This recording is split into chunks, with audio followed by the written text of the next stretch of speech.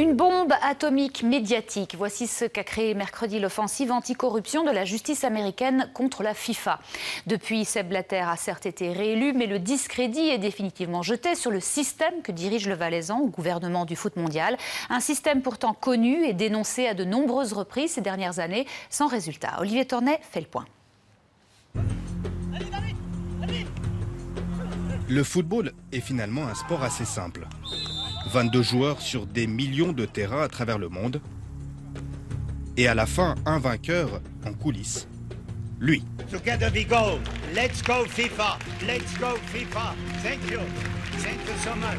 Thank you. L'histoire de la FIFA tourne en boucle avec son président indétrônable, qui n'a pas son pareil pour multiplier au fil des ans les déclarations d'apaisement et pour resserrer les rangs autour de lui.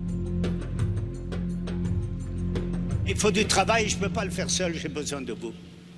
J'ai besoin de vous. Une crise? Quelle crise? Si quelqu'un peut me décrire quelle crise nous vivons, je lui répondrai. Le football n'est pas en crise. Je n'ai corrompu personne, on m'a jamais corrompu, on a essayé de le faire et on le fera jamais. C'est pas mon caractère. Valaisan d'origine, Valaisan montagnard, officier de l'armée suisse, jamais je me laisserai aller dans une telle situation. Vous avez devant vous un président heureux. Je suis heureux car notre processus de réforme avance.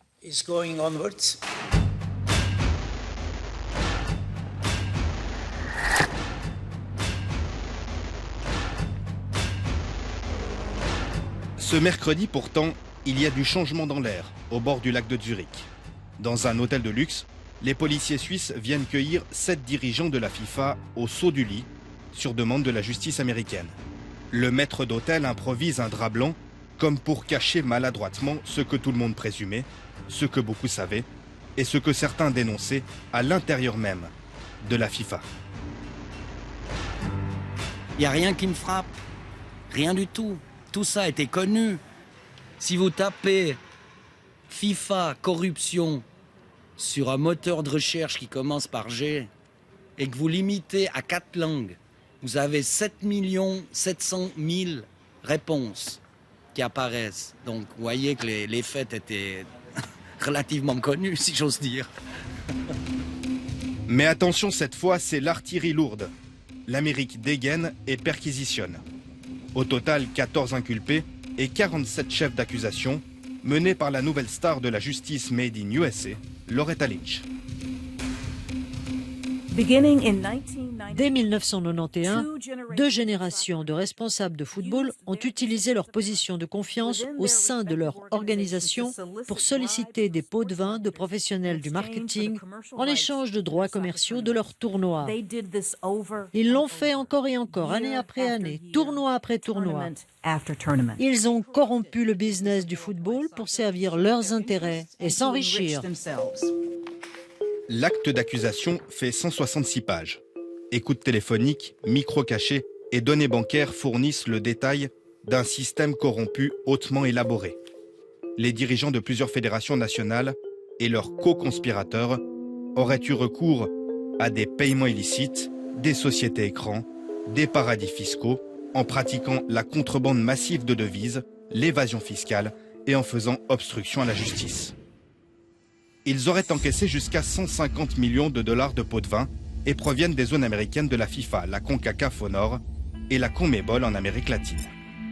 Parmi eux, Jack Warner de Trinidad et Tobago. Il a été arrêté mercredi soir dans la capitale Port d'Espagne. Jack Warner, c'est l'ancien président de la zone CONCACAF. Il était aussi ministre de la Sécurité dans son pays, ironie du sort, arrêté par sa propre police. Mais surtout, c'était une des pierres angulaires du système. Un exemple parmi d'autres. En 2004, il est vice-président de la FIFA.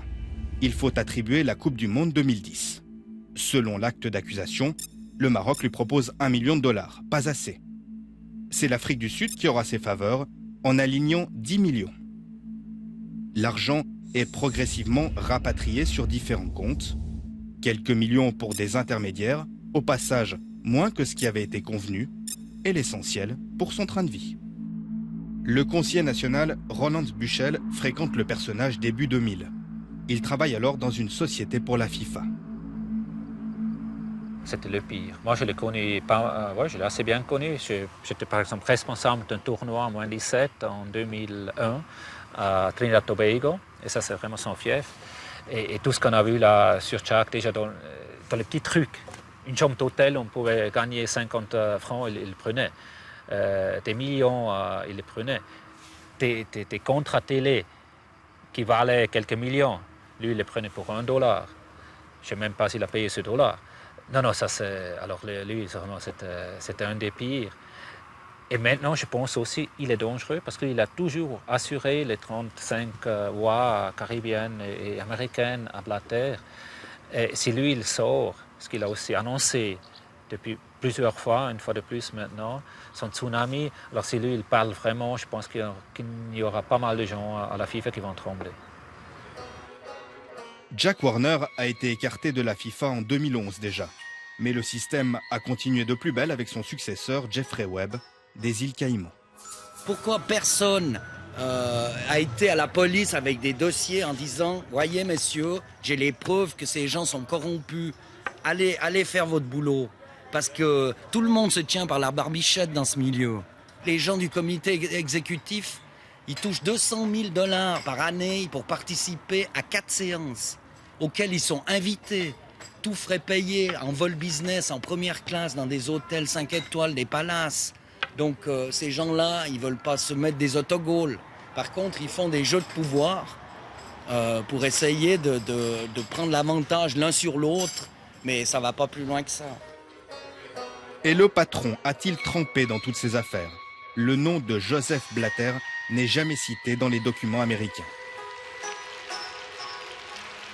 Monsieur Blatter raconte une anecdote. Il dit que, pour montrer à quel point il n'est pas corruptible, il dit qu'une fois, quelqu'un, de la FIFA, est venu dans son bureau et lui a laissé une enveloppe. Et qu'il a pris cette enveloppe et il lui a redonné.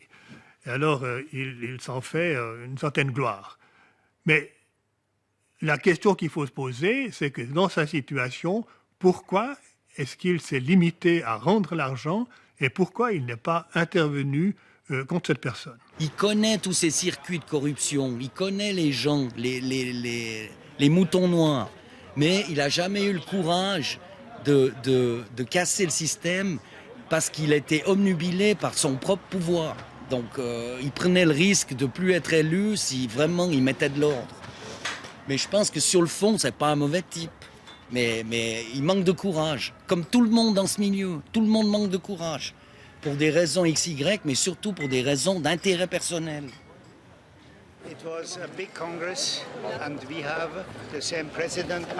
Vendredi, juste après son élection, Sepp Blatter s'exprime enfin sur les affaires en cours. Et voilà sa réponse à la RTS.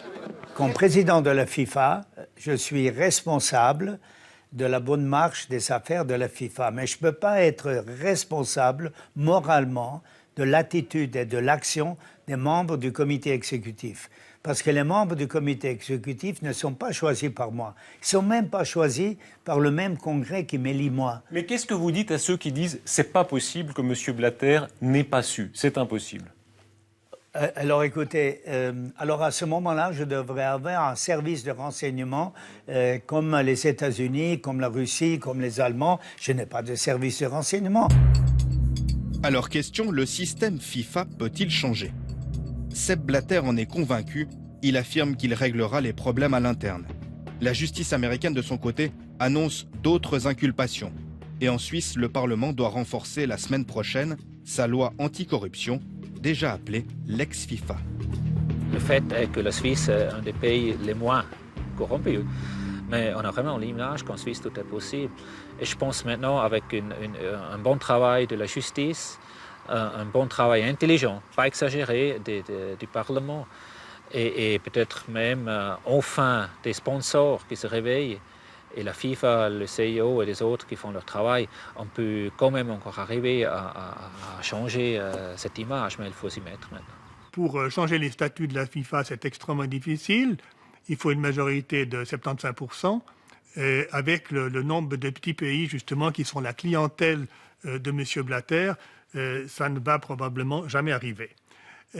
Donc, pour résoudre maintenant le problème, une des solutions, ça serait que l'UEFA sorte de la FIFA. C'est difficile de voir comment le problème pourra être résolu sans ça.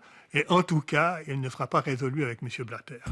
Et maintenant, je vous prie, messieurs, mesdames, de tous vous donner la main. Donnez-vous la main. Do it. Do it. It's for the unity of football. It's for football. Okay? Thank you.